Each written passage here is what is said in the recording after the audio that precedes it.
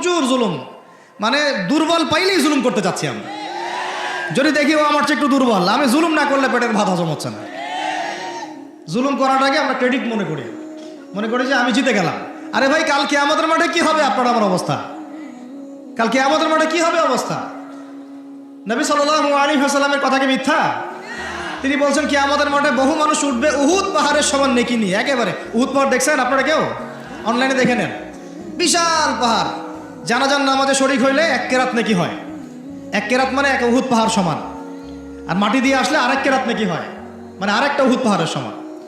উহুদ পাহাড়ের সমান আরো উঁচু উঁচু নামাজের নেকি, জাকাতের নেকি, হজের নেকি, ওমরার নেকি নিয়ে উঠবে বহু মানুষ। আমরাই হয়তো বা তারা, আল্লাহ পাক আমাদেরকে মাফ করুন। আমি ওঠার পরে বহু মানুষ সামনে দাঁড়ায় থাকবে। কাউকে গালি দিছে, কাউকে অন্যায়ভাবে মারছে, কাউকে রিমান্ডে নিয়ে একেবারে পেদানি দিছে, নির্দোষ ছিল। কারো নামে মিথ্যা মামলা দিছে, কারো নামে অপবাদ ছড়াইছে। বেচারা ভালো ছিল, সৎ ছিল, অপবাদ ছড়াই দিছে। কারো নামে ধরেন যে কারো গীবত করছে, কারো টাকা নিয়ে টাকা দেয় নাই, হ্যাঁ, কারো জমি আত্মসাৎ করে খাইছে, ভূমিদস্যু ছিল।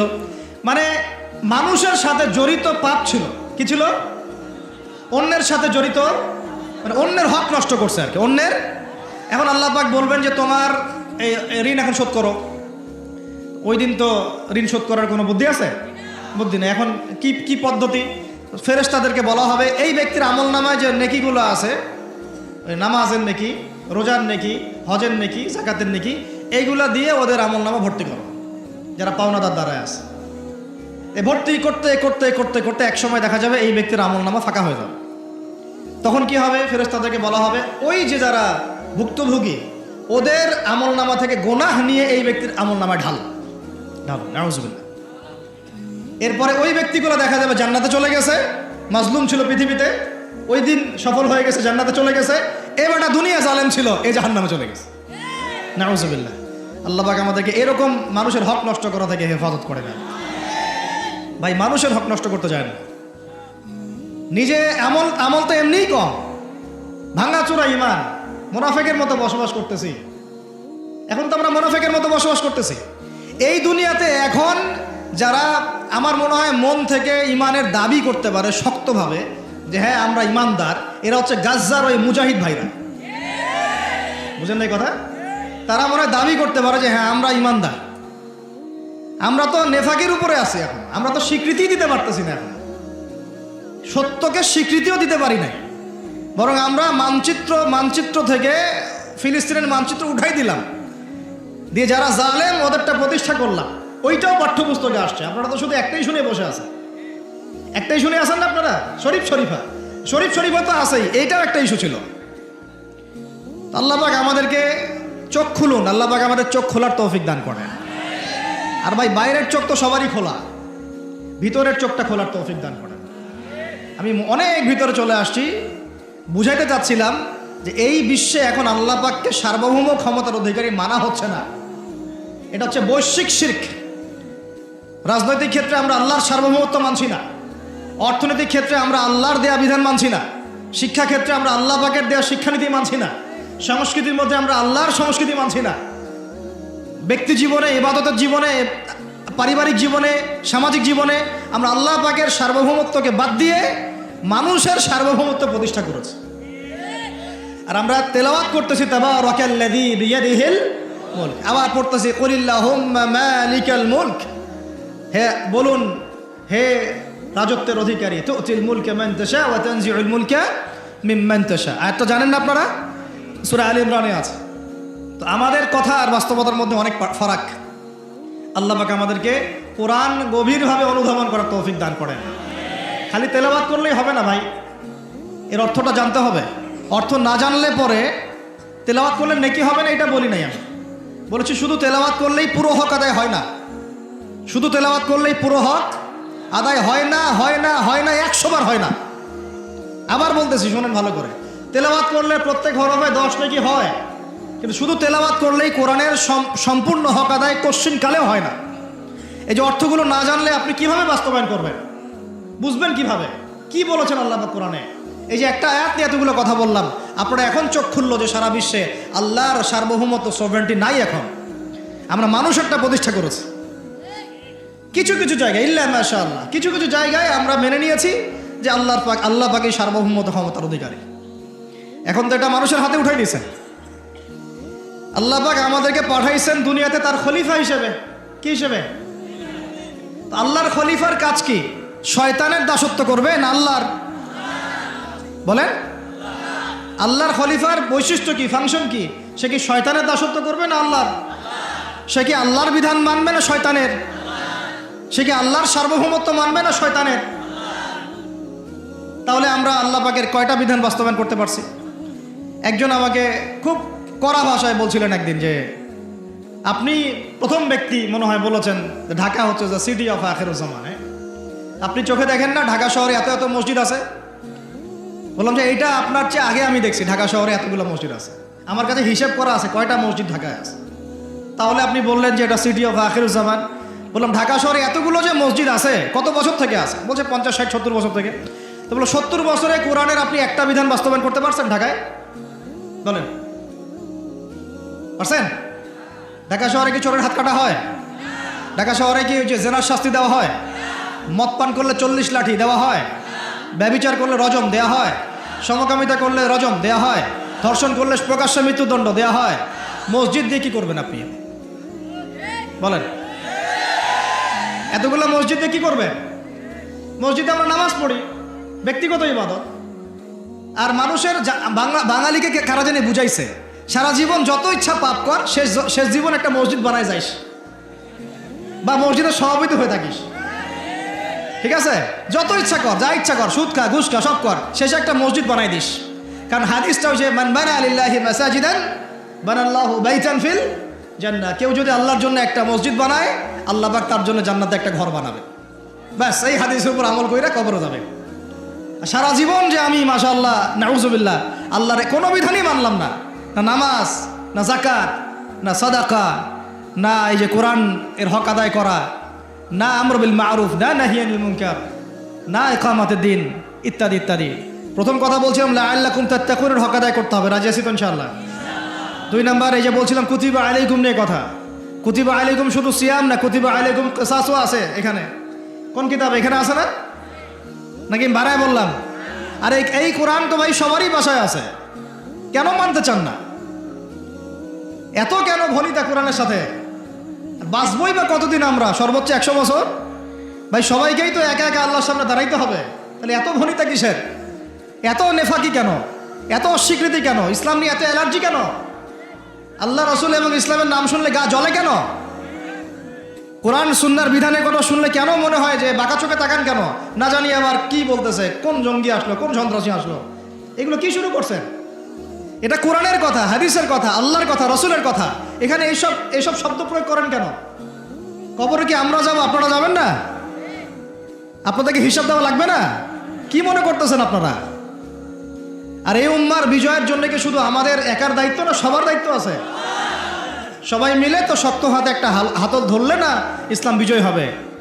তা আল্লাহ পাক যে ক্ষমতা যাদেরকে দিয়েছেন, কেন আপনারা বুঝতে চেষ্টা করেন না যে আল্লাহ রাব্বুল আলামিনের কাছেই সার্বভৌম ক্ষমতা, তার বিধান বাস্তবায়ন করেন, আল্লাহ পাক আপনাদেরকে আরো শক্তিশালী করবেন ইনশাআল্লাহ। যদি না করেন তাহলে শোনেন, একটা সময় পর্যন্ত আল্লাহ পাক ছাড় দেন। এটা ইতিহাস। নমরুদ একটা লম্বা সময় ছাড় পাইছে, ফিরআউন আরো লম্বা একটা সময় ছাড় পাইছে, আদ জাতি, সামুদ, আসহাবুল আইকা, মাদিয়ান, লুত, কত যে কম চলে গেছে হিসাব নাই। ইতিহাসটা খালি পড়বেন কোরআনের, কত যে কম পৃথিবী থেকে চলে গেছে এরই হিসাব নাই। আল্লাহ পাক জানাইছেন অল্প কিছু, বাকি কিছু জানানো নাই আল্লাহ পাক আমাদেরকে। আল্লাহ পাক জানানি নাই অনেক কিছু আমাদেরকে, যেগুলো আমাদের দরকার সেগুলো জানাইছেন কিছু কিছু। কেউ কি টিকতে পারছিল? কেউ কি আল্লাহর বিধানের বাইরে গিয়ে চলতে পারছে? দুনিয়া টিকতে পারছে? কেউ কি চিরস্থায়ী ছিল? কোনো নবীও তো চিরস্থায়ী ছিল না। তাহলে কিসের পিছনে ছুটতেছেন? আল্লাহ পাক আমাদের সবাইকে কথাগুলো বোঝার তৌফিক দান করেন। ব্যক্তি জীবন থেকে শুরু করে এক সর্বোচ্চ লেভেল পর্যন্ত কোরআন, হাদিস, ইসলামকে বাস্তবায়ন করার তৌফিক দান করেন। আল্লাহ পাক যাদের মধ্যে এই সততা আছে, এই মানুষগুলোকে আল্লাহ পাক আমাদের ঊর্ধ্বতন কর্তৃপক্ষ বানায় দেন, আমিন। বা যারা আছেন তাদেরকে আল্লাহ পাক হেদায়েত দান করেন। রমাজানের এই শিক্ষাটার সামনেও এরকম 2-1টা শব্দ আছে, কুতিবা আলাইকুমুল কিসাস। আর একটা তো বললে তো মাথাই খারাপ হয়ে যাবে, বলবো? ওই ওই যেখানে দেখছেন কুতিবা আলাইকুমুস সিয়াম, কুতিবা আলাইকুমুল কিসাস, এই ডানে বামেই খুঁজবেন, 3টা পৃষ্ঠার মধ্যেই পাবেন। লেখা আছে কুতিবা আলাইকুমুল কিতাল, কুতিবা আলাইকুমুল এটা আবার কি? কুতিবা আলাইকুমুল কিতাল, তোমাদের উপর যুদ্ধকে ফরজ করা হয়েছে। কি ফরজ করা হয়েছে? একা একা আপনি করবেন না, একা একা করবেন না, ইসলামিক রাষ্ট্র করবে, ইসলামের রাষ্ট্রের আমির করবে, তার নেতৃত্বে জনগণ করে, একা একা বিচ্ছিন্নভাবে করে না। কুতিবা আলাইকুমুল কিতাল, এইটা যখন মুসলমানরা ছেড়ে দিয়েছে, ওই সময় থেকে এই মাইর খাওয়ার যুগ শুরু হয়েছে। অটোম্যান এম্পায়ারটা সর্বশেষ ওই ফাইট করছিল ওই পশ্চিমাদের সাথে, পরাজিত হয়ে যায় তারা প্রথম বিশ্বযুদ্ধে 1914 থেকে 17-18-র মধ্যে। এরপরে ওই যে ব্রিটেন দখল করে জেরুজালেম, বেলফোর্ট ডিক্লারেশন হয়, তারপরে ইহুদিদেরকে ওই জায়গাটা ছেড়ে দেয়। এরপর থেকে যে 100 বছর হলো, আমাদের খিলাফা পতনের 100 বছর হয়ে গেছে। কত বছর? এটা একটা আশারও কথা। আশার কথা কেন? প্রত্যেক 100 বছর পর পর আল্লাহ পাক পরিবর্তন নিয়ে আসেন, এটা ইতিহাস ঘাটলে পাবেন। 100 বছর পর পর আল্লাহ রাব্বুল আলামিন বড় বড় পরিবর্তন পৃথিবীতে নিয়ে আসেন। যেহেতু খিলাফা পতনের 100 বছর হয়ে গেছে, আশা করা যায় সামনে কিছু ভালো কিছুই হবে ইনশাআল্লাহ। ওই অটোম্যানদেরকে 1917 সালে 14 থেকে 17-র মধ্যে পরাজিত করে বাইতুল মুকাদ্দাস, যেখানে দেখতেছেন অক্টোবর থেকে এই পর্যন্ত মনে হয় 40,000 ছাড়াই গেছে, প্রাণহানি ছাড়া যায় নাই। বেশিরভাগই নারী আর শিশু, বেশিরভাগই কি? নবী সাল্লাল্লাহু আলাইহি ওয়াসাল্লাম তার জীবদ্দশায় মনে হয় 97টা থেকে 98টা যুদ্ধ করেছেন। কয়টা? এটা তো জানেন না। আমরা শুধু জানি নবী সাল্লাল্লাহু আলাইহি ওয়াসাল্লাম মিষ্টি পছন্দ করতেন, মিসওয়াক করতেন, তারপরে ডান কাতে শুইতেন, হ্যাঁ, সাদা জামা পছন্দ করতেন, দাড়ি রাখতেন, এগুলো আমরা জানি মাশাআল্লাহ। ওনার সিরাত পড়েন, ওনার জীবনীটা পড়ে দেখেন। 97 থেকে 98টাতে তিনি নিজে লিড দিয়েছেন, তিনি হয় লিড দিয়েছেন, না হলে অন্য কোনো সাহাবীকে পাঠিয়েছেন, মানে গাজওয়া অথবা সারিয়া। এখন এই 100টার মতো যুদ্ধে আপনি দেখবেন না কোনো নারীকে হত্যা করা হয়েছে বা কোনো শিশুকে হত্যা করা হয়েছে, আপনি খুঁজে পাবেন না। একটা ইতিহাস দেখাতে পারবেন না যে মুসলমানদের হাতে কোনো শিশুকে হত্যা করা হয়েছে বা কোনো নারীকে হত্যা করা হয়েছে, আঘাত করা হয়েছে। শুধু আলী রাদিয়াল্লাহু আনহু একদিন এক নারীকে ধরেছিলেন, কারণ নবী সাল্লাল্লাহু আলাইহি ওয়াসাল্লাম বলেছিলেন যে অমুক জায়গায় এক মেয়েকে পাবা, ওই মেয়ের কাছে একটা চিঠি আছে, ও গুপ্তচর বৃত্তি করেছে, ওই চিঠি সে মক্কায় পৌঁছে দিতে চাচ্ছে, ওকে রাস্তায় ধরবা, ওর কাছ থেকে চিঠি আদায় করবা। কথা বুঝতে পারছেন? উনি গেলেন, দেখলেন হ্যাঁ ঠিক ওই জায়গায় এক মেয়ে আছে, এই চিঠি বের করো। আর নাই, আমার কাছে কোনো চিঠি নাই। তিনি বলছেন যদি চিঠি বের না করো তাহলে কিন্তু প্রয়োজনে একদম সব সার্চ করে চিঠি বের করবো কিন্তু। তো পরে ভয়ে সে চিঠি দিয়ে দিছে। এই একটাই ঘটনা পাওয়া যাচ্ছে যে মেয়েদের সাথে যুদ্ধক্ষেত্রে আচরণ। আর এই পুরো 100টা বা 98টা সারিয়ার গাজওয়ায় নবী সাল্লাল্লাহু আলাইহি ওয়াসাল্লাম সাহাবীদের হাতে একটা শিশুও মানে নিহত হয় নাই, একটা মহিলাও নিহত হয় নাই। যদি কোনো দলিল পান আমাকে জানায়েন, যদি আমার জ্ঞানে কমতি থাকে, আপনারা যদি দলিল পান আমাকে জানায়েন, আমার জানা নাই। আর আপনি দেখতেছেন অক্টোবর থেকে এই যে এটা কি মাস, মার্চ, এই যে 5-6-7 মাসের মধ্যে আপনি দেখতেছেন যে 40-42 হাজার মুসলমানকে মারা হচ্ছে, তার মধ্যে বেশিরভাগই নারী আর শিশু। নারী আর শিশু, এগুলো দেখলে তো ঘুম হয় না আমাদের, কিচ্ছু করার নাই, তামাশা দেখতেছি সবাই বসে বসে। আর যাদের করার ছিল এরা বসে খ্যাপসা খায়। কি খায়? ওরা ওই সিনেমা হল উদ্বোধন করে, মদের বার ওপেন করে, হ্যাঁ সুবহানাল্লাহ। পাশে নবী সাল্লাল্লাহু আলাইহি ওয়াসাল্লাম শুয়ে আছে, চিন্তা করেন, সাহাবীরা রাদিয়াল্লাহু আনহুম আজমাইন তারা শুয়ে আছেন। ওখানে গেলে মুমিনদের চোখের পানি ছেড়ে দেয় মানুষ। কি একটা অবস্থা! ওইখানে আল্লাহর ঘর বাইতুল্লাহুল হারাম। অনেকে আমার বলে কি করার আছে আমাদের কিছুই করার নাই। হ্যাঁ, তো ওই জন্য একদিন বলছিলাম তো কিছু করার নাই, তাহলে নেইমারকে নিয়ে এসে ফুটবল খেলা, ওটাও চলতেছিল। হ্যাঁ, বিভিন্ন বলিউড তারকা, হলিউড তারকা আইসা এসে কনসার্ট করতেছে, এগুলা করেন, কিছু করার নাই তো। বেশি না, আপনারা যদি একটু জিও পলিটিক্স পড়েন দেখবেন 10টা, বেশি না 10টা মুসলিম কান্ট্রি যদি একসাথে হয়, 10টা মুসলিম কান্ট্রি যদি একসাথে হয় বা একটা টেবিলে বসতে পারে, এই 10টা মুসলিম কান্ট্রির কাছে যে পরিমাণ সৈন্য আছে, যে পরিমাণ অস্ত্র আছে, যে পরিমাণ জ্বালানি আছে, যে পরিমাণ তেল আছে, আর যে পরিমাণ গ্যাস আছে, আর বাকি কথা নাই বললাম, এই ইসরায়েলের মতো 100টা দেশের সাথে মোকাবেলা করতে পারত। এক একটা বাচ্চার রক্তের বদলা নেওয়া যাইতো, একটা একটা বোনের ইজ্জতের বদলা নেওয়া যাইতো। শুধু ওই ইমানদার কোন ওমর আল্লাহ পাক এখন আমাদেরকে দেন নাই। কারণ কেন দেন নাই জানেন? কারণ আমরা তো আর তার সাহাবীদের মতো না। আমরা যদি সাহাবীওয়ালা জিন্দেগি আবার শুরু করি, আল্লাহ পাক ওমর ইবনুল খাত্তাবও পাঠাবেন ইনশাআল্লাহ। বুঝাতে পারতেছি না? আমরা ঠিক না হলে তো আসমান থেকে ফেরেশতা নামবে না ভাই। আর আমরা এই এত দূরে বসে ছোট্ট একটা রাষ্ট্রের মধ্যে আলোচনা করি, কি আলোচনা করি আর কি ফায়দা হয়? কিন্তু আলোচনাগুলো করতেছি আল্লাহর কাছে দায়মুক্ত হওয়ার জন্য, যাতে আপনারা সত্যটা জানেন এবং হকটা বুঝতে চেষ্টা করেন, আপনার পরবর্তী প্রজন্মকে এটা জানান। আল্লাহ চায় তো আমরা না পারলে কি হয়েছে, দেখা যাবে 100 বছর পরে হইলেও আমাদের পরবর্তী প্রজন্মরা ইনশাল্লাহ বাইতুল মুকাদ্দাস উদ্ধার করবে ইনশাল্লাহ। কারণ লিখা তো হয়ে গেছে এটা, যে ওইটা আমাদের হাতে আসতেছে ইনশাল্লাহ। এবং ওইখানে 40 বছর ইসলামী খেলাফত বাস্তবায়ন না হওয়া পর্যন্ত এই বিশ্বে কিয়ামত হবে না ইনশাল্লাহ। কত বছর? কে করবে? ঈসা আলাইহিস সালাম। কে করবেন? ঈসা আলাইহিস সালাম। তার সাথে সঙ্গ দিবেন ইমামুল মাহদি। এটা হবে সামনে। এখন ওইটা যখন হবে, ওই 40 বছর ইসলামী খেলাফত, তখন তাবারাকাল্লাযী বিয়াদিহিল মুলক, ওই আল্লাহ পাকের যে মুলক, আল্লাহ পাকের সার্বভৌমত্ব, আল্লাহ পাকের সরভেন্টি, আল্লাহ পাকের রাজত্ব, ওইটা সারা বিশ্বে প্রতিষ্ঠা হবে ইনশাআল্লাহ। এখন ওইটা নাই। এখন কি আছে?